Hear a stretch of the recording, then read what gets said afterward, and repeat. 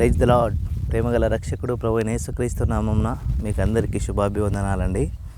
ఇక్కడ మనకు ఏం కనపడుతుంది?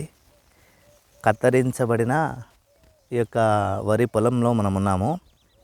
నేను ఈ విషయాన్ని ఆధారం చేసుకుని ఒక చిన్న మాటను మీకు చెప్పాలని ప్రయత్నం చేస్తూ ఉన్నాను. మనం గమనిస్తే వడ్ల గింజల్ని వేసినప్పుడు ఏమొస్తాయి? ఎదిగి వర్ధిల్లుతాయి కదా. ఒక గింజ ఏం చేస్తుంది? ఎన్నో గ్రెయిన్స్ని ఉత్పత్తి చేస్తుంది. అలాగే మన ఆత్మీయమైన జీవితంలో యేసుక్రీస్తు ప్రభు వారి యందు మనం అంటుకట్టబడి మనం యేసుక్రీస్తు ప్రభు వారి యందు ఎదిగామనుకోండి, అనేకులను మనం ఏం చేయొచ్చు? అనేకులను యేసుక్రీస్తు ప్రభువులోనికి నడిపించవచ్చు. అనేకులను మనం ఏం చేస్తాం? ఆత్మీయంగా బలపరిచే వారంగా ఉంటాం కదా. ప్రియమైన మిత్రమా, ఇంకను నీ జీవితంలో నీవు రక్షింపబడిన తరువాత నీవే ఆత్మీయంగా ఎదక్కుంటే అనేకులను ఎలాగ బలపరుస్తావు? ఇదే మిక్కిలి అనుకూలమైన సమయం.